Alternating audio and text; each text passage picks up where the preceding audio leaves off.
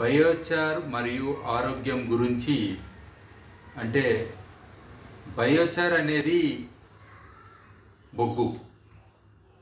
కానీ ఈ బొగ్గు అనేది మనము వివిధ పదార్థాలతో తయారు చేసుకోవచ్చు. అది కట్టె బొగ్గు అని ఉంటుంది, లేదా మనము తినే ఆహారం అంటే అవి పల్లీలు కానీ, లేదా శనగలు కానీ, మెంతులు కానీ మన ఒంటింట్లోనే మనం ఎలా తయారు చేసుకొని దీన్ని ఎలా వాడాలి అనే ప్రక్రియ నేను ఈరోజు ఇక్కడ డెమోన్స్ట్రేషన్ ద్వారా చూపెట్టాలనుకున్నాను. అయితే బయోచార్ ఒకప్పుడు ట్రెడిషనల్గా చూస్తే మనము పొద్దున్నే లేచి పళ్ళు తోమడానికి పొయ్యి దగ్గర ఏదైతే కట్టె బొగ్గు ఉంటుందో దాన్ని ఫ్రెష్గా ఉన్న బొగ్గుని నీళ్ళలో తడిపి దాన్ని క్రష్ చేసి అప్పుడే మనం తోమేవాళ్ళం. అట్లనే మరి పిడకల నుంచి వచ్చిన బొగ్గుని, ఆ పిడకల్ని కాలుతున్న పిడకల్ని పక్కకు పెట్టి అందులో కొన్ని నీళ్లు జల్లి ఆ బొగ్గుతోటి కూడా మనం పళ్ళు తోమేవాళ్ళం. అంటే ఇటు కట్టె బొగ్గు, ఇటు పిడక బొగ్గు, ఇది మనం ట్రెడిషనల్గా పాత పద్ధతులలో చూస్తే అందరూ కూడా వాడిన పద్ధతులే. మరి ఇప్పుడు అంటే ఈ మధ్యన మనకు ఆ పాత పద్ధతులన్నీ పోయి ఈ యొక్క రీసెంట్గా అంటే బొగ్గు వాడితే అది తెల్ల పనులు కాబట్టి ఇది నల్ల పదార్థం కాబట్టి నల్లగైతే అన్నట్టు కొత్త రకమైన అపోహ సృష్టించుకుంటా మనకు టూత్ పేస్ట్లు అన్ని రకరకాలు వచ్చినాయి, లేదా టూత్ పౌడర్లు వచ్చినాయి. ఇవన్నీ కూడా కెమికల్ బేస్డ్ ప్రోడక్ట్స్ ఓ రకంగా. అవి నిజంగా మనను పనులను ఎంత క్లీన్ చేస్తాయి, లేదా మన నోట్లో ఉన్న మైక్రోబియల్ లైఫ్ని, అక్కడ ఉన్న వాసనలను కానీ, అక్కడ మన నోట్లో ఉన్న కొన్ని ఆయిల్స్ కానీ, సో వీటన్నిటిని కూడా అది కంప్లీట్గా గుంజేయాలి బయటికి. సో బొగ్గు చాలా ఎఫెక్టివ్గా ఈ పని చేస్తుంది. ఇది మనం ట్రెడిషనల్గా బొగ్గు ఏ రకంగా మన పొద్దునే లేచి మనము పళ్ళు దోమే ఒక ప్రక్రియల భాగం అనే దానికి అదొక చిన్న ఎగ్జాంపుల్ చెప్పిన. అట్లనే బొగ్గు ఒకప్పుడు ఎవరైనా ఒక మాంసాన్ని ఒక ఊరు నుంచి ఇంకో ఊరికి తీసుకెళ్ళాలనుకోండి, అటవీ ప్రాంతం నుంచి వెళ్తారు. వెళ్ళినప్పుడు అక్కడ కొన్ని క్రూర మృగాలు ఉంటాయి కాబట్టి ఆ వాసన రావద్దని ఈ మాంసాన్ని ఒక గుడ్డలో జుట్టుకున్నప్పుడు అందులో కొన్ని బొగ్గు ముక్కలు వేస్తుండే. వేస్తే ఆ దారిన పోయినప్పుడు ఆ వాసన ఆ క్రూర జంతువులకు రాకుండా వారు మరి దాన్ని సేఫ్గా తీసుకెళ్ళడానికి అవకాశం వస్తుండే. అట్లనే అక్కడున్న ఈ వాయువులను తీసేసినందుకు, అంటే కార్బన్ డైఆక్సైడ్ ఇలాంటి మీథేన్ ఇలాంటి వాయువు ఏదైతే ఉత్పన్నం అవుతుందో రాటింగ్ మాంసం నుంచి, ఆ వాయువుల్ని బొగ్గు పీల్చుకోవడం మూలాన దాని యొక్క షెల్ఫ్ లైఫ్ అది పెరుగుతుంది అన్నట్టు. అంటే అది పులిసిపోకుండా ఖరాబ్ కాకుండా ఉంటుంది. సో ఈ రకంగా దాన్ని ఇంకో ఊరికి వాళ్ళు తీసుకెళ్ళడానికి వీలవుతుండే.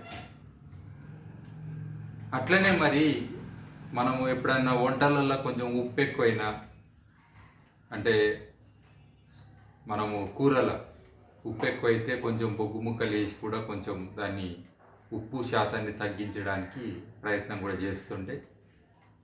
అంటే మన దైనందిన కార్యక్రమాలల్లో, అంటే మన జీవితంలో ప్రతిరోజు చేసే పనులల్లో బొగ్గు ఒక భాగం. సో ఇప్పుడు ఈ బొగ్గు చాలామంది ఏంటంటే మరి మేము బయటికేం తెచ్చుకుంటే అది క్వాలిటీ ఎట్లుందో, ఏ చెట్టుదో, మరి అది నిజంగా పనిచేస్తుందా పనిచేయదా, ఇట్లా రకరకాల ఆలోచనలు ఉంటాయి. మన బొగ్గుని మనమే తయారు చేసుకోవడం ఒక మంచి పద్ధతి. ఎందుకంటే మీకు కంప్లీట్ కంట్రోల్ ఉంటుంది. దాని ఒక క్వాలిటీ కానీ, సోర్స్ కానీ, అది దేని ద్వారా తయారైంది అనేది కానీ మనకు అన్నీ కూడా క్లియర్గా తెలుస్తాయి. కాబట్టి ఇప్పుడు అంటే ఈరోజు నేను మీకు చిన్న చిన్న చిట్కాలు, ఒకటి, రోజు ఒక చింత గింజ అంత బొగ్గు, అంటే ఆ సైజ్ అంత బొగ్గు అంటే ఈ సైజ్ అంత చిన్న బొగ్గు ప్రతిరోజు మనము ఆహారంలో భాగంగా తినాలి. అయితే ట్రెడిషనల్గా కొంచెం బొగ్గు మనం తింటున్నాం, డైరెక్ట్గానో ఇండైరెక్ట్గానో. అది ఎట్లా అంటే, ఇప్పుడు తందూరు రొట్టె మనం చేసినాం అనుకుందాం, దాని మీద అక్కడక్కడ నల్ల మచ్చలు అవుతాయి కదా, ఆ మచ్చలే బొగ్గు. అయితే ఈ బొగ్గు అతిగా తీసుకోవడం కూడా మంచిది కాదు. పాలిఫినాల్స్ అనేటివి కొన్ని ఆయిల్స్ ఉంటాయి కాబట్టి బొగ్గు తయారైనప్పుడు అది తీసివేస్తే మంచిది. రెండోది, బొగ్గు ద్వారా మనకు శక్తి ఏం రాదు, అదేమో న్యూట్రిషన్ కాదు, కానీ అది మన శరీరంలోకి వెళ్ళినప్పుడు పాయిజన్స్ని, ఎవరన్నా విషం తీసుకున్న వ్యక్తికి కూడా ఫస్ట్ డాక్టర్లు ఇచ్చేది బొగ్గే. అంటే వాళ్ళు ఆ బొగ్గు యాక్టివేటెడ్ కార్బన్ అని వాళ్ళు మెడికల్ పద్ధతిలో ఇస్తారు. ఎందుకంటే అది ఇంటెస్టైన్లో కూడా అక్కడ ఏదైతే అబ్జార్ప్షన్ అవుతుందో పాయిజను, అదంతా కూడా బొగ్గు ఇనుబడింపజేసుకుంటుంది. కాబట్టి వాళ్ళకు ఆ పాయిజన్ ఎఫెక్ట్ తగ్గుతుంది. ఇది డాక్టర్లు చేస్తుంటారు. అదే కాకుండా మనకు ఈ ఇండైజెషన్ ఉన్నప్పుడు, తర్వాత గ్యాస్ట్రిక్ ప్రాబ్లమ్స్ ఉన్నప్పుడు, సో బటర్ఫ్లైస్ ఉన్నట్టు ఒక ఫీలింగ్ ఉంటుంది కడుపులో అప్పుడప్పుడు. సో అట్లా ఉన్నప్పుడు కూడా మనము ఈ బొగ్గు ఒకటి చిన్న పిల్లంత సైజు మనము తీసుకుంటే డెఫినెట్గా మన ఒక ఆరోగ్యం కూడా బాగుంటుంది. అందుకే బొగ్గుని మనము ఎనిమల్స్కి ఫీడ్లో కూడా యాడ్ చేస్తాం మనం. అంటే డొమెస్టిక్ ఎనిమల్స్ ఉంటాయి కదా, వాటికి ఆహారంలో కూడా కొంచెం బొగ్గుని ఇవ్వడం అవుతుంది. అది మీరు పౌల్ట్రీ అనండి, లేదా క్యాటిల్ అనండి, అంటే మన ఆవులు కానీ, బఫెల్లోస్ కానీ, మేకలు కానీ, అన్నిటికి కూడా మనం ఇవ్వచ్చు బొగ్గు. సో వాటి ఆరోగ్యం కూడా బాగుంటుంది. సో ఇట్లా మనము అంటే బొగ్గుని మన యొక్క జీవితంలో భాగం చేయడానికి చాలా అవకాశాలు ఉన్నాయి. సో ఈరోజు నేను కొన్ని చిన్న చిన్న డెమోన్స్ట్రేషన్స్ ఇస్తా. ఆ డెమోన్స్ట్రేషన్ ఇచ్చేటప్పుడు కూడా కొన్ని పద్ధతులు నేను చెప్తుంటా. ఇక్కడ నేను 3 చూపెడుతున్నాను. ఒకటి పల్లీలు, లేక వేరు శనగలు అని కూడా అంటారు. ఇవి శనగలు, అంటే పొట్టుతో ఉన్న శనగలు. తర్వాత ఇది మెంతులు. మెంతులు కూడా ఆరోగ్యానికి చాలా మంచివి. సో వీటిని మనం పైచారు చేసి రోజు మనం వామ కానీ, సోంపు కానీ అందులో కలుపుకొని పెట్టుకొని అన్నం తిన్న తర్వాత తింటే చాలా మంచిది. సో దీన్ని బయోచార్ ఎలాగ చేయాలనేది చూపెడతా. ఇవి సాధారణంగా ప్రతి ఇంట్లో కూడా దొరికే వస్తువులే. తినే వాటితో బయోచార్ చేస్తే మనకు ఏ రకమైన అనుమానం కూడా ఉండదు. ఎందుకంటే అది ఆహార పదార్థంగా మనం తీసుకుంటున్నాము. నేను మీకు చూపెడతాను. మామూలుగా కూడా మనము పల్లీలను, శనగలను పెంకపై వేయించినప్పుడు అవి నల్ల మచ్చలతోటి ఉన్నప్పుడు మనం వాటిని తింటాం. వాటిని వేయించిన పల్లీలు, వేయించిన శనగలు అని అంటాము. అలాగే మక్క బుట్టల్ని కూడా మనము నిప్పుకలపై వేయించినప్పుడు నల్ల నల్ల మచ్చలు ఏర్పడతాయి. అదంతా కూడా బయోచారే. సో ఇట్లా బయోచార్ని మనము అదర్వైజ్ మన జీవితంలో భాగం చేసుకొని ఏదో రకంగా కొంచెం తింటున్నాం. అది మన ఆరోగ్యానికి తోడ్పాటు చేస్తున్నది. ఆ బొగ్గుని మనము ఆహారంలో భాగమైందని మనము గుర్తించటం లేదు. మరి స్పెషల్గా కొంతమంది ఆహారంలో ప్రతిరోజు మాడింది తినకపోవచ్చు. ఒక్కోసారి నాకు చిన్నప్పటి రోజులు గుర్తొస్తాయి. చిన్నప్పుడు మాడిన ఉప్మాకి, అంటే అడుగంటిన ఉప్మా ఉంటుంది కదా నల్లగా, దానికి చాలా కాంపిటీషన్ ఉండే. అది టేస్ట్ కూడా బాగుంటుండే. అది తింటే మరి ఎంటికలు నల్లగా అయితే అని అంటుండే.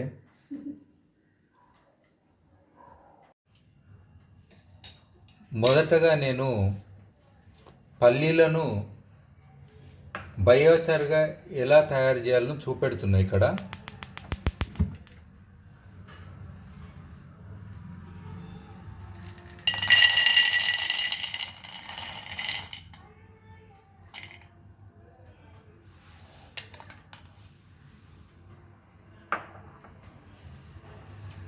ఇది ఓపెన్గా మనం బయోచార్ చేయాలంటే పెద్ద టెక్నాలజీ కూడా ఏం అవసరం లేదు. మామూలుగా ఇది ఒక కడాయి తీసుకున్నా, ఇందులో పల్లీలు వేసిన, వీటిని డైరెక్ట్ ఎంచుకుంటే మనకు అవి నల్లగా అవుతుంటాయి. వాటిని అలాగే కంటిన్యూ చేయాలి. బాగా కంటిన్యూ చేస్తే అవి బొగ్గుగా కంప్లీట్గా నల్లగా అవుతాయి. అదే మన బయోచార్, పల్లీల బయోచార్ అది. ఇక్కడ రెండో కడాయిపై నేను శనగలు వేస్తున్నా. అంటే ప్యారలల్గా రెండు పొయ్యిల మీద నేను చేస్తున్నా. మనం చూడవచ్చు ఏవి తొందరగా బయోచార్ అవుతాయో. శనగలు కొంచెం చిన్నగా ఉన్నాయి సైజులో, డెన్సిటీ కూడా ఎక్కువ ఉంది కాబట్టి మంచి బయోచార్ అవుతుంది. ఆల్రెడీ పల్లీలు ఇది నల్లగా అవుతున్నాయి, మీరు చూడవచ్చు. సో మామూలుగా అయితే ఇలా కొంచెం నల్లగా అయినప్పుడు మనము పల్లీలను తింటాం. ఇది రోస్టెడ్ పీనట్స్ అని మనము జనరల్గా తింటుంటాము, పొట్టుతో కానీ పొట్టు గొలిచి కానీ వీటిని మనము సాధారణంగా తింటాం. కానీ ఇక్కడ మనం చేసేది ఏంటంటే ఇది కంటిన్యూ చేస్తున్నాం.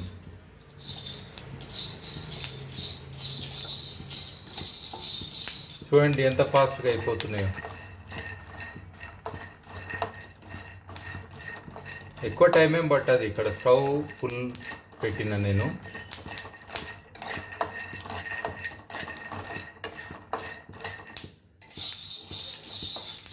ఇది కొంచెం కలపడం ఎందుకంటే యూనిఫామ్గా మంచిగా బయోచార్ ఫాస్ట్గా కావడానికి కలపడం అంతే.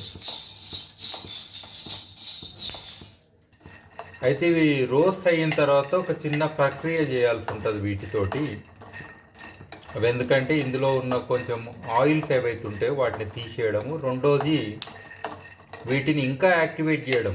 అంటే ఆ బొగ్గులో ఉండే కణాలు ఏవైతే ఉంటాయో, అంటే మామూలుగా ప్రతి బయోమాస్లో హైడ్రోకార్బన్స్ అని అంటుంటాము. అవి బేసిక్ ఉంటాయి. అంటే కార్బన్ ఉంటుంది, హైడ్రోజన్ ఉంటుంది, ఆక్సిజన్ ఉంటుంది. ఇది కాకుండా వేరే రకరకాల మెటీరియల్స్ ఉంటాయి. శనగలు కూడా ఆల్రెడీ నల్లగా అవుతున్నాయి, ఇక్కడ చూడవచ్చు. సో పల్లీలు మాత్రము దాదాపుగా చాలా మటుకు నల్లగా ఉన్నాయి. స్టార్టింగ్లో మనకు చిటపట అనే శబ్దం వస్తుంది, కానీ తర్వాత బొగ్గు అవుతున్న కొద్దీ ఆ శబ్దాలు రావు. ఎందుకంటే ఇందులో ఉన్న మాయిశ్చర్ కానీ ఆయిల్స్ కూడా మనకు బయటికి వస్తుంటాయి. అవి కూడా కొన్ని చూడవచ్చు. తర్వాత నల్లగా అవుతున్నాయి పల్లీలు.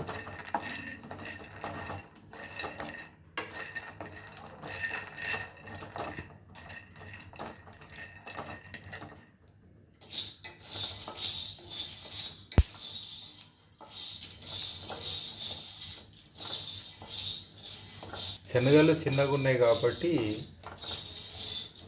శనగలు తొందరగా బయోచార్ అయ్యే అవకాశం ఎక్కువగా ఉంటుంది.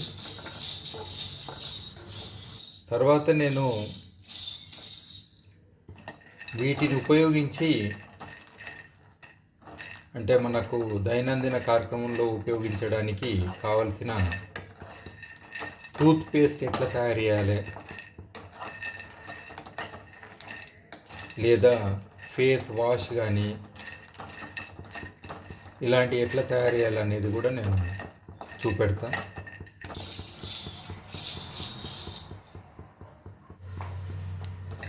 ఇవి దాదాపుగా ఇప్పుడు మీరు చూడండి ఒక లెవెల్కి అయినాయి, ఒక 70-80% అయినాయి. ఇంకా లోపల ఇంకా మాడాల్సి ఉంది పల్లీలు.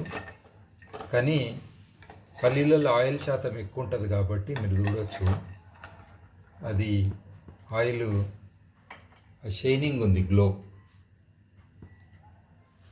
పైరాలసిస్ అనే దాంట్లో ఇది కూడా ఒక పద్ధతి.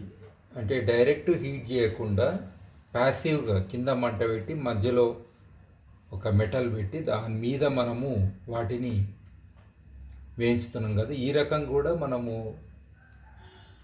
ఆక్సిజన్ లేని కండిషన్లో మాడగొట్టడం అనే పద్ధతి. ఇది కూడా మాడగొడితే అది నల్లగా అవుతుంది. అది నల్లగైందే బయోచార్. బయోచార్ అంటే బొగ్గే. దానికి పెద్ద ఆలోచన ఏం చేయొద్దు. మేము చేసుకోలేము, ఇది చాలా కష్టము అనేది అవసరమే లేదు. ఇప్పుడు చూడవచ్చు ఫ్యూమ్స్ అనేది తగ్గింది. ఫ్యూమ్స్ అనేది తగ్గిందంటే అందులో ఉన్న వాలటైల్ మ్యాటర్ అంతా కూడా వెళ్ళిపోయింది అన్నట్టు. అంటే ఇప్పుడు దాదాపుగా 90% బొగ్గయింది. ఇంకా కొంచెం సేపు కాగానే ఇది అయిపోతుంది. రెండు కూడా దాదాపుగా ఒకటేసారి మనము దించవచ్చు. శనగలు మాత్రం దాదాపు అయిపోయినాయి. పల్లీలలోనే ఇంతకు ముందు అన్నట్టు ఆయిల్ శాతం ఎక్కువ ఉంది కాబట్టి ఆ గ్లో అనేది ఉన్నది ఇందులో. జనరల్గా ఈ ఫ్యూమ్స్ ఎల్లోయిష్ గ్రే కలర్ ఉంటాయి. పైరాలసిస్ అయ్యేటప్పుడు ఇది గుర్తుపట్టవచ్చు మనము. శనగలు దాదాపు అయిపోయినాయి, 95% పైరాలసిస్ అయిపోయింది. అందుకే ఇంకా ఫ్యూమ్స్ వస్తలేదు ఇక్కడ నుంచి. పల్లీలు ఇంకా కావాల్సి ఉన్నది. అఫ్కోర్స్ మీ ఇంట్లలో ఫైర్ అలారం ఇలాంటివి ఏమన్నా ఉంటే, ఏదో మీరు అపార్ట్మెంట్లలో ఉన్నప్పుడు పక్క వాళ్ళకి అనుమానం వస్తుంది సడన్గా ఇంత పొగ ఎందుకు వస్తుందని.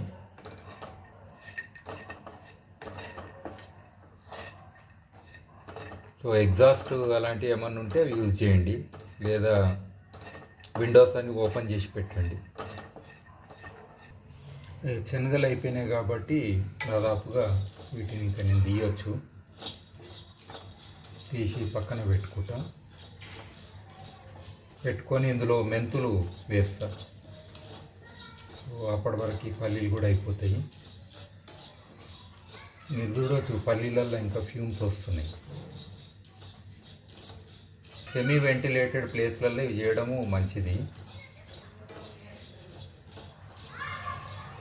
పూర్తిగా క్లోజ్ రూమ్స్ కంటే కూడా ఇట్లా బయట చేయడమే కొంచెం బెటర్.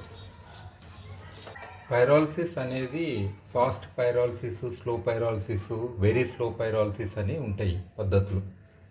అంటే బొగ్గు తయారు చేసే పద్ధతిలో చాలా హై టెంపరేచర్లో చేస్తే ఫాస్ట్ పైరాలసిస్. స్లో పైరాలసిస్ అంటే కొంచెం మామూలు కట్టెల పొయ్యి మీద మనం బొగ్గు తయారు చేసినప్పుడు 300 నుంచి 700 డిగ్రీల సెంటీగ్రేడు లేదా 800 డిగ్రీ సెంటీగ్రేడ్ లోపల ఏదైతే అవుతుందో ఆ బొగ్గు జనరల్గా వాల్యూ ఎక్కువ ఉంటుంది. ఇక్కడ కూడా మనం ఇండైరెక్ట్గా చేస్తున్నాం బొగ్గు కాబట్టి టెంపరేచర్ ఇక్కడ ఎక్కువ ఏమి ఉండదు. ఇండైరెక్ట్ పద్ధతి అంటే మనం డైరెక్ట్ నిప్పుకల మీద మంటలో వేయకుండా ఒక కడాయి అనే మాధ్యమం మధ్యలో ఉంది కాబట్టి ఈ టెంపరేచర్ డైరెక్ట్ హై టెంపరేచర్ పోదు. సో ఇది ఒక రకంగా డిజైర్డ్ టెంపరేచర్లో అవుతున్న పైరాలసిస్. సో ఇక్కడ చూడవచ్చు దాదాపు శనగల నుంచి మీకు ఎలాంటి స్మోక్ వస్తలేదు. అక్కడ మీకు మీద శనగలు ఉన్నాయి, కింద ఫ్లేమ్ కూడా చూడవచ్చు మీరు. ఫ్లేమ్ ఉంది, బ్లూ ఫ్లేమ్. అంటే దాదాపు శనగలు పైరాలసిస్ అయిపోయింది కంప్లీట్గా. మెంతులు ఆరోగ్యానికి చాలా మంచివి. ఎస్పెషల్లీ డయాబెటిక్ ఉన్న వాళ్ళు రోజు కొన్ని మెంతులు తినాలి. అవే మెంతులతోటి మనం ఇప్పుడు బయోచార్ చేస్తున్నాం. చాలా ఫాస్ట్గా అవుతుంది, ఎక్కువ మనకు స్మోక్ కూడా రాదు, చిన్న గింజలు కాబట్టి. నేను ఇది మామూలుగా వామతోటి కలుపుకొని తింటుంటా. బయోచార్ది దేని ప్రాపర్టీ దానికే, దేని విలువ దానికే. ఎందుకంటే ఒరిజినల్ గుణాలు ఏవైతే ఉంటాయో ఆ మెటీరియల్ ఒక ఆ మెటీరియల్ యొక్క గుణాలు ఏవైతే ఉంటాయో ఒరిజినల్గా ఆ ఒక్క బయోచార్ స్ట్రక్చర్లా ఇనుమడింపి ఉంటాయి అన్నమాట. టెఫ్లాన్ కోటెడ్ అలాంటివి అస్సలు వాడొద్దు.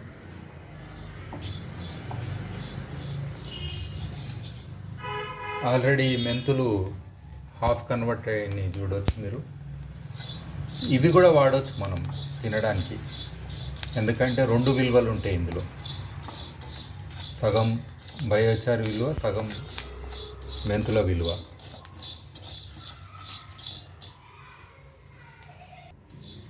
నీ మెంతులు నీ బయోచార్ చేస్తుంటే స్మోక్ అనేది ఆల్మోస్ట్ మనకు చాలా తక్కువగా ఉన్నది. సో ఇది చేస్తే మీకు కంప్లైంట్స్ ఉండవు. అంటే స్మోక్ ఇల్లంతా అవుతుంది కదా, ఆ కంప్లైంట్స్ ఉండవు.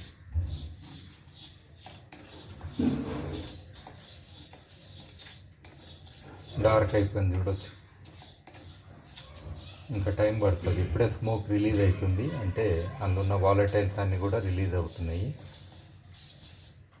Soft throw yellowish grey colour ఉంది చూడవచ్చు స్మోక్. బెటర్ ఇది చేసేటప్పుడు మాస్క్ పెట్టుకోండి. బొగ్గు తర్వాత స్టేజ్ని బూడిద అంటారు. ఇక్కడ మనం మంటలో వేయలేదు కాబట్టి బూడిద అయ్యే ఛాన్స్ ఉండదు, ఓన్లీ కార్బనైజేషన్ అవుతుంటుంది ఇక్కడ. ఇట్లా ఫ్రెష్ బొగ్గు మనం తింటే కొంచెం చేదుగా అనిపించవచ్చు, ఎందుకంటే అందులో పాలిఫినాల్స్ అని కొన్ని ఆయిల్స్ అవి ఉంటాయి అన్న కదా. అందుకే దీన్ని మనము ప్రాసెస్ చేయాలి. ఆ పద్ధతి కూడా చూపెడతాను నేను. స్టీమింగ్ చేస్తే మంచిది, లేదా యాసిడ్ ట్రీట్మెంట్. యాసిడ్ అంటే సిట్రిక్ యాసిడ్ అనండి, నిమ్మరసం లాంటిది, లేదా వెనిగరు, ఇలాంటిది ఏదో ఒకటి వాడి మనము దాన్ని ఒకసారి ట్రీట్మెంట్ చేస్తే అది ఇంకా యాక్టివేట్ అవుతుంది. అంటే బొగ్గులో ఉన్న ఓపెన్ స్పేసెస్ అన్నీ కూడా మనకు అవైలబుల్ ఉండాలి. జనరల్గా ఒక చెంచాడు బొగ్గుల సర్ఫేస్ ఏరియా అంటాం మనము, అది ఒక ఫుట్బాల్ ఫీల్డ్ అంతా ఉంటుందని అంటారు బొగ్గు పౌడర్లో సర్ఫేస్ ఏరియా. సో దాంతో దీని ఒక అబ్జార్ప్షన్ కెపాసిటీ చాలా ఎక్కువ ఉంటుంది. అబ్జార్ప్షన్ సో అంటే ఎఫెక్టివ్నెస్ పెరుగుతుంది. ఇప్పుడు ఇక్కడ మనకు మెంతులలో మనం చూడవచ్చు ఆల్మోస్ట్ స్మోక్ కొంచెం తగ్గింది, అంటే 70-80% బయోచార్ అయ్యింది ఇక్కడ. నేను అన్నట్టు గ్రౌండ్ నట్స్కి మాత్రం చాలా టైం పడుతుంది, అందులో ఉండే ఆయిల్స్ అవన్నీ కారణం దీనికి. ఈ గ్రౌండ్ నట్స్లో చూడవచ్చు ఇంకా స్మోక్ ఇక్కడ కొంచెం తగ్గింది ఓవరాల్గా.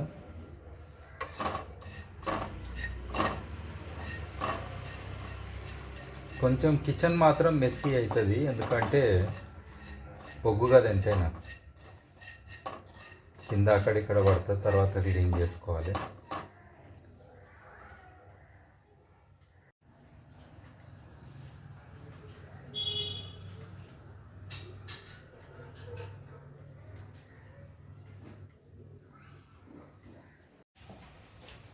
ఇది కోకోనట్ షెల్ అంటారు దీన్ని.